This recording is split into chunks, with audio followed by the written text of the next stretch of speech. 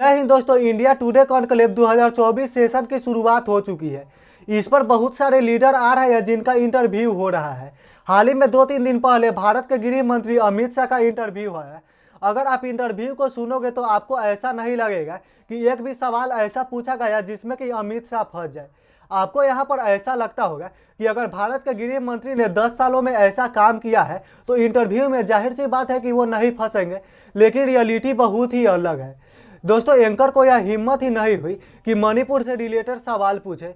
इसके अलावा women empowerment को लेकर सवाल पूछे। लद्दाख में सोनम वांगचुक लद्दाख को बचाने के लिए तकरीबन 18 दिनों से प्रोटेस्ट कर रहे हैं, उस पर एक भी सवाल नहीं पूछा गया। चाइना जो हमारे जमीन को कब्जा कर रहा है उस पर एक भी सवाल नहीं पूछा गया। हाथरस की घटना को लेकर भी एक भी सवाल नहीं पूछा गया। इसका मतलब साफ है कि बीजेपी के जो लीडर है वो सवाल अपने ही सेट करते हैं। अगर हम इस पूरे इंटरव्यू पर वापस आते हैं तो मैं इलेक्टोरल बॉन्ड वाले एरिया को कवर करूंगा, क्योंकि हाल ही में सुप्रीम कोर्ट ने इलेक्टोरल बॉन्ड को असंवैधानिक घोषित कर दिया है।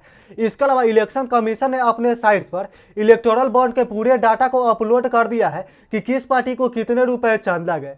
इसीलिए मैं इसी पॉइंट को कवर करना चाहूंगा। दोस्तों, इलेक्टोरल बॉन्ड के रिलेटेड जर्नलिस्ट राहुल कानवाल अमित शाह से सवाल पूछते हैं। पहले आप इस सवाल को सुनिए, इसके अलावा इस जवाब को भी। बॉन्ड्स का इलेक्टोरल बॉन्ड्स की सूची पब्लिक हुई, उसके बाद सब जगह चर्चा चल रही है, सब अपनी गणित अरिथमेटिक मिनिस्ट्री सब लगा रहे हैं। 2-3 चीज़ें निकल के आ रही। पहली बात तो ये कि जो टॉप 30 डोनर हैं उनमें से कम आधे पे कुछ ना कुछ किस्म का सीबीआई या ईडी का कोई केस चल रहा है। तो राहुल गांधी पीसी कर रहे हैं, विपक्ष के नेता बोल रहे हैं, वो कह रहे हैं कि ये उगाही का मैकेनिज्म हो गया कि एक तरफ से एजेंसी भेजते हैं, दूसरी तरफ से बोलते हैं इलेक्टोरल बॉन्ड ले लो तो फिर हम नहीं करेंगे। ये जो पूरा पॉलिटिकल विवाद बन रहा है इलेक्टोरल बॉन्ड्स को लेकर, उस पर गृहमंत्री जी आपका क्या कहना है? इलेक्टोरल बॉन्ड भारतीय राजनीति में से काले धन का वर्चस्व समाप्त करने के लिए लाया गया था। सुप्रीम कोर्ट जो फैसला देती है वो सबको मानना होता है। मैं इस पर कोई टिप्पणी करना नहीं चाहता। अभी भी सुप्रीम कोर्ट में सोमवार को सुनवाई होनी है। मैं सुप्रीम कोर्ट के फैसले पर कोई टिप्पणी नहीं करता। मैं किसी भी मंच पर किसी भी व्यक्ति से चर्चा करने के लिए तैयार हूँ।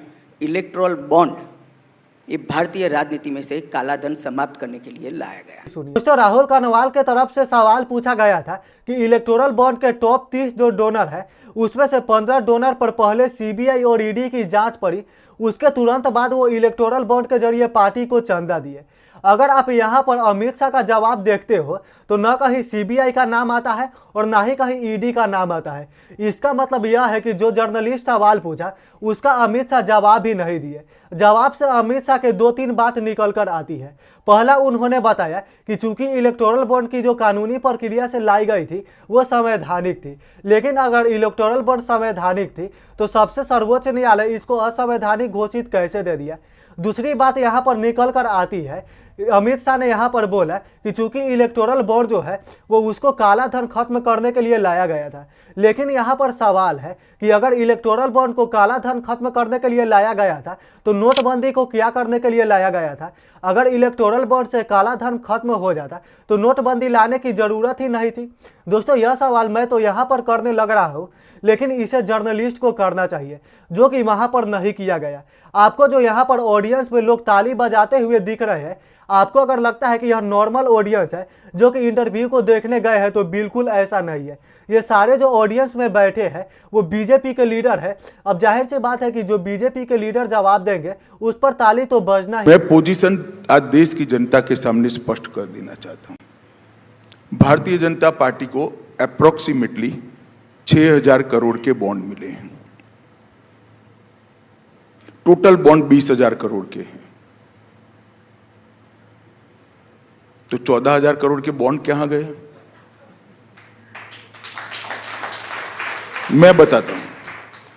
टीएमसी को 1,600 करोड़ के मिले, कांग्रेस को 1,400 करोड़ के मिले, बीआरएस को 1,200 करोड़ के मिले, बीजेडी को 775 करोड़ के मिले और डीएमके को 639 करोड़ के मिले। दोस्तों, आगे मानिए गृह मंत्री यह जवाब देते हैं कि इलेक्टोरल बॉन्ड के माध्यम से 20,000 करोड़ रुपए सभी पार्टी को चंदा मिले, जिसमें से 6,000 करोड़ रुपए बीजेपी को चंदा मिले, तो बाकी 14,000 करोड़ रुपए जो है वो सारा कहाँ गया? लेकिन अमित शाह जो है वो यहाँ पर डाटा देना भूल गए और परसेंटेज भी बताना भूल गए। अमित शाह को यह बोलना चाहिए कि अकेले 37% चंदा जो है वो बीजेपी पार्टी को मिली। इसके अलावा बाकी भारत में जितने भी पार्टी है, यहाँ पर मैं आपको बताना चाहता हूँ कि भारत में तकरीबन 200 से भी ज़्यादा पार्टियाँ हैं। 200 से भी ज़्यादा पार्टियाँ को तकरीबन 63% चंदा मिले और एक पार्टी को तकरीबन 37% चंदा मिले। अब इससे आपको अंदाज़ा लग जाना चाहिए कि अमित शाह कैसे गलमुलाकर जवाब देते हैं। आगे अपने जवाब में कहते हैं कि पहले जो चंदा लिया जाता था वो कैश में लिया जाता था। कौन किसको, किस पार्टी को कितना ज़्यादा चंदा दे रहा है उसको अभी तक सार्वजनिक नहीं किया गया है। लेकिन मैं यहाँ पर बता देना चाहता हूँ कि उसको सुप्रीम कोर्ट ने कभी असंवैधानिक घोषित नहीं किया। लेकिन दूसरी तरफ इलेक्टोरल बॉन्ड को असंवैधानिक घोषित कैसे कर दिया, इसका जवाब अमित शाह के भी पास नहीं होगा। दोस्तों, यह सारा जो सवाल है वो जर्नलिस्ट को पूछना चाहिए, लेकिन 3-4 सवाल मैंने यहाँ पर ऐसे बताए जो जर्नलिस्ट को पूछना चाहिए लेकिन वो नहीं पूछ पाए। दोस्तों, यहाँ पर मैंने तो इलेक्टोरल बॉन्ड को ही सिर्फ टारगेट किया। पूरा इंटरव्यू जो है वो तकरीबन 1 घंटे का है। 1 घंटे के इंटरव्यू में आपको बहुत सारे सवाल ऐसे मिल जाएंगे जो जर्नलिस्ट को पूछना चाहिए लेकिन वो नहीं पूछे। आप इस टॉपिक पर क्या सोचते हैं नीचे कमेंट जरूर करें। अगर वीडियो अच्छी लगी तो लाइक करना, चैनल पर न हो तो सब्सक्राइब करके बेल आइकन प्रेस कर देना, क्योंकि आपका भाई इसी तरह के वीडियो लाते रहता है। तब तक के लिए जय हिंद, वंदे मातरम।